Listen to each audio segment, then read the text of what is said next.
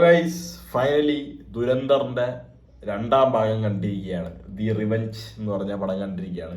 സത്യം പറഞ്ഞാൽ ഈ പടം ഇന്ന് പ്രിവ്യൂ ഷോ ആണ്. ഇന്ന് ഇപ്പോൾ 18-ാം തീയതി പ്രിവ്യൂ ആയിട്ടാണ് അവരുടെ ഷോ വന്നിരിക്കുന്നത്. നാളെയാണ് ഒഫീഷ്യൽ റിലീസ്.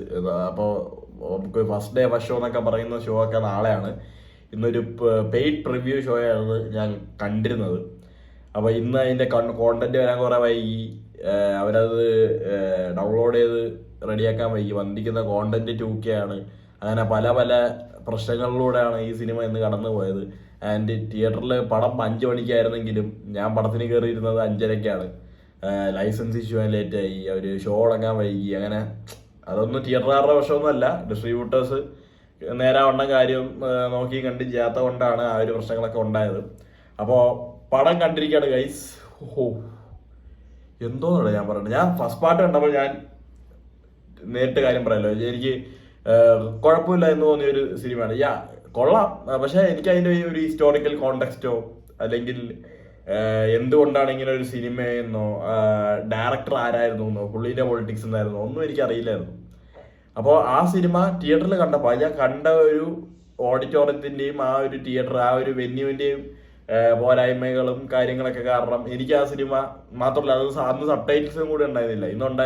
ഇന്നുണ്ടാവില്ലെന്നാണ് ആദ്യം പറഞ്ഞിരുന്നത്, പക്ഷേ സബ് ടൈറ്റിൽസ് ഉണ്ടായിരുന്നു. അന്ന് സബ് ടൈറ്റിൽസ് ഇല്ലാത്തതുകൊണ്ട് എനിക്ക് കുറച്ച് കഷ്ടപ്പാടായിരുന്നു പടം മനസ്സിലാക്കി എടുക്കാം. പക്ഷേ രൺവീർ സിംഗിന്റെ ഒരു വേറിട്ട ഒരു മികച്ച ഒരു ആക്ഷൻ ത്രില്ലർ, ഒരു പ്രോപ്പഗൻഡ മൂവി, ആ ഒരു സംഭവത്തിൽ നിന്നിരുന്ന ഒരു സിനിമ ഈ ഇടയ്ക്ക് ഞാൻ ഒന്ന് റീവാച്ച് ചെയ്തപ്പോഴത്തേക്ക് എനിക്ക് എന്താ പറയുക, കുറേ സീൻസൊക്കെ ഇഷ്ടപ്പെടുകയും അക്ഷയ് ഖന്ന എന്ന് പറഞ്ഞ ഒരു വ്യക്തി അങ്ങേറെ പീക്ക് വില്ലനിസം കാണിച്ച ഒരു സിനിമ, അതിൽ നിന്നൊക്കെ കഴിഞ്ഞ് ആ പടം എവിടെ കൊണ്ട് നിർത്തുന്നോ അവിടെ നിന്ന് തന്നെ തുടങ്ങുകയാണ് ഈ സെക്കൻഡ് പാർട്ട്. അപ്പോൾ സെക്കൻഡ് പാർട്ടിലേക്ക് വരുമ്പോഴത്തേക്കും നായകന്റെ കഥ, നായകൻ ഇങ്ങോട്ടേക്ക് എത്താൻ ഉണ്ടായിരുന്ന സന്ദർഭങ്ങൾ, സിറ്റുവേഷൻസ്, അങ്ങനെ പല കാര്യങ്ങളിലൂടെയും പടം അങ്ങ് പോവാണ്. ഇത് കിടിലാണ്. രൺവീർ സിംഗ് പുള്ളീന്റെ ഭൂരിഭാഗം സിനിമകളും അലമ്പ് പടങ്ങളാണെന്ന് ഞാൻ വേണമെങ്കിൽ പറയും.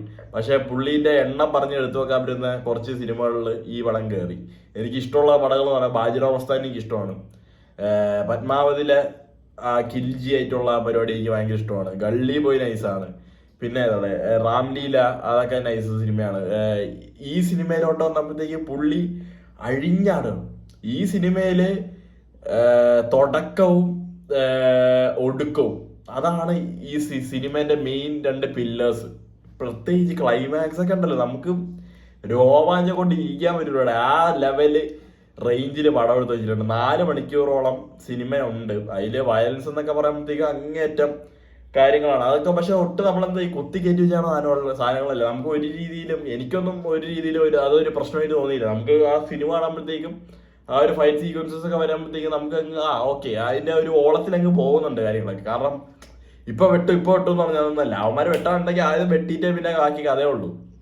അങ്ങനെ പോകുന്ന കുറെ ഫൈറ്റ് സീക്വൻസസ്. ഇപ്പൊ മ്യൂസിക്കും പാട്ടുകളുടെ കാര്യം പറയുകയാണെങ്കിൽ കഴിഞ്ഞ സിനിമയിലുണ്ടായിരുന്ന അത്രത്തോളം സംഭവം ഈ സിനിമയിൽ ഇല്ല. പാട്ടുകൾക്ക് വലിയ പ്രാധാന്യം കൊടുക്കാതെയാണ് ഉണ്ട്. പക്ഷെ ആ സിനിമയിലെ പോലെ ഒരു ഐറ്റം ഡാൻസോ അല്ലെങ്കിൽ അതിലെ തുടക്കത്തിലുള്ള പുള്ളിക്കാരന്റെ ഇൻട്രോ സോങ്ങോ അങ്ങനത്തെ സംഭവങ്ങളൊന്നും ഇല്ലാതെയാണ് ഇതില് വേറൊരു തരത്തിലാണ് ഈ സിനിമയിൽ കഥ നീക്കുന്നത്. മ്യൂസിക്കലി വലിയ പ്രാധാന്യം കൊടുക്കാത്ത രീതിയിൽ. പിന്നെ മാധവിന്റെ പെർഫോമൻസ് അടിപൊളി. പിന്നെ അർജുൻ റാംപാലിന്റെ പെർഫോമൻസ് അങ്ങനെ ഇഷ്ടമല്ല. സാർ അർജുൻ ആണെങ്കിൽ നന്നായിട്ട് തന്നെ ഉണ്ട്. പക്ഷെ ചില കാര്യങ്ങളിൽ എനിക്ക് അതെന്താന്ന് ഞാൻ പറയുന്നില്ല, നെഗറ്റീവ്സ് പറയണമെന്നുണ്ട്. പക്ഷെ പ്രിവ്യൂ ഷോ കണ്ടിട്ട് സ്പോയിലർ വിളമ്പുന്നതിനെ കുറിച്ച് എനിക്ക് വലിയ കാര്യമായിട്ടൊന്നും പറയാനില്ലടായി. മാധവിന്റെ പെർഫോമൻസ് അടിപൊളി. കാരണം ഫസ്റ്റ് പാർട്ടിൽ വളരെ കുറച്ച് സ്ക്രീൻ ടൈമേ പുള്ളിക്ക് ഉണ്ടായിരുന്നുള്ളൂ. ഈ ഒരു സിനിമയിലേക്ക് എത്തിയപ്പോഴത്തേക്കും പുള്ളി അഴിഞ്ഞാടി. ഒരു വോ ഫാക്ടറാണ് സിനിമേന്റെ. നമുക്ക് ആ ഒരു സമയത്ത് നമ്മളൊന്ന് ഓണാവും, ഒരു അഡ്രനൽ റഷ് കയറും. പിന്നെ ക്ലൈമാക്സിലുള്ള സംഭവമുണ്ട്, ഞാൻ എന്താന്ന് ഞാൻ പറയുന്നില്ല. പടത്തിന്റെ ഗ്രാഫ് ആദ്യം ഒന്ന് കയറി, ബാക്കി പിന്നെ ഭയങ്കര മോഡറേറ്റ് ആയിട്ട് പോയി. ഇന്റർവെല്ലിൽ ഒരു പോർഷൻ ഉണ്ട്. നമ്മൾ ഇന്റർവെല്ല് വരുന്നു എന്ന് നമ്മൾ വിചാരിക്കൊന്നുമില്ല. പടക്കേന്ന് ഒരു ഇന്റർവെൽ ഉണ്ട്. അത് അത്യാവശ്യം നമ്മളെ ഗ്രിപ്പ് ചെയ്ത് ഇരുത്തുന്നുമുണ്ട്. എന്നാൽ നല്ല രീതിക്ക് ഒരു ഇന്റർവെൽ അവിടെ ഉണ്ടാവുന്നുണ്ട്. അങ്ങനെ ഒരു ഇന്റർവെൽ വന്നു. സെക്കൻഡ് ഹാഫ് വന്നു. ഒരു കിഡ്നൻ ഫൈറ്റ് സീക്വൻസ്, അതൊക്കെ അടിപൊളിയായിട്ട് 10/10 ആണ് എല്ലാം. മേക്കിംഗിൽ നോക്കുമ്പോഴത്തേക്കും പടം അടിച്ചു പൊളിച്ച് ചെയ്തു വെച്ചിട്ടുണ്ട്. ഡയറക്ടഡ് ബൈ ആദിത്യ ദാർ, പുള്ളി തന്നെയാണ് എഴുതിയിരിക്കുന്നത്. ഫസ്റ്റ് പാർട്ട് പോലെ തന്നെ പുള്ളിക്ക് നല്ലൊരു വിഷനറി ഉണ്ട്. പുള്ളീന്റെ പൊളിറ്റിക്സ് എന്നാണ് കാര്യങ്ങളൊക്കെ അത് പറയുന്നുണ്ടെങ്കിൽ നമ്മൾ പിന്നെ അതിനോട് വലിയ ഇതൊന്നും ഇല്ലടേ. നമ്മളൊരു സിനിമയായിട്ട് കാണുന്നു. പുള്ളിക്ക് പറയാനുള്ളത് പുള്ളി സിനിമയിലൂടെ പറയുന്നു. നമുക്കത് കേട്ടെന്ന് വെക്കാൻ കേൾക്കാത്ത ഒന്നടിക്കാം, ഏത് രീതിയിൽ വേണമെങ്കിലും നമുക്ക് ചെയ്യാം. ഇതിന്റെ സെറ്റ് വർക്ക് ചെയ്തിരിക്കുന്നവർ അടിപൊളിയായിട്ട് ചെയ്തിട്ടുണ്ട്. പിന്നെ cinematography, editing, art direction, costumes, ഇവരുടെ മേക്കപ്പ്, ഈ ചോര വന്ന് ചീന്തിയതും കൈവെട്ടിപ്പോയതും കാലുവെട്ടിപ്പോയതും തല പ്ലക്കിപ്പോയതും അതൊക്കെ ഒരു രക്ഷയില്ലടേ. ഭയങ്കര രസമായിട്ട് എന്താ പറയാ, നമുക്ക് ശരിക്കും തോന്നിപ്പോവും, ഓ യവന്റെ തല പോയി, യവന്റെ തല ശരിക്കും പോയി എന്നൊക്കെ നമുക്ക് തോന്നുന്ന കുറെ അടിപൊളി സാധനങ്ങളൊക്കെ ഉണ്ട്. ഞാൻ പറഞ്ഞില്ല, അതൊന്നും നമുക്ക് എനിക്ക് ഒട്ടും വൾഗറായിട്ടോ ഓക്വേർഡായിട്ടോ ഒന്നും തോന്നിയില്ല.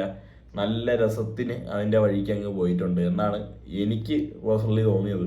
ഒരു കിണ്ണൻ വിഷ്വൽ ട്രീറ്റ്. നമുക്ക് ഫാമിലി ആയിട്ട് എന്നൊക്കെ എനിക്ക് പറയാൻ കുറച്ച് പണിയുണ്ട്. പിള്ളേരെ സെറ്റൊന്നും ഒരു രീതിയിലും തിയേറ്ററിലോട്ട് അടുപ്പിക്കരുത്. അത്യാവശ്യം വിവരമൊക്കെ ഉള്ള വീട്ടുകാരൊക്കെ ആണെങ്കിൽ നിങ്ങളിങ്ങനെ മക്കളെയൊക്കെ ഒഴിവാക്കിയാണ് ഈ സിനിമ കാണുക. പക്ഷെ ഒരു പ്രായം കഴിഞ്ഞ് കഴിഞ്ഞാൽ എല്ലാവരും കാണേണ്ട ഒരു സിനിമ തന്നെയാണ്. സോ അത്രേ ഉള്ളൂ. ഇനി നാളെ ആട് കാണുകയാണ്, ആട് 3. അതും കൂടി കണ്ടിട്ട് അതും കൂടി അടിപൊളിയായാൽ പൊളിക്കും. Anyway fingers crossed. So that's all with Dhurandhar the revenge. മച്ചാൻ പൊളിച്ച്. Ranveer Singh, hats off bro. Bye by.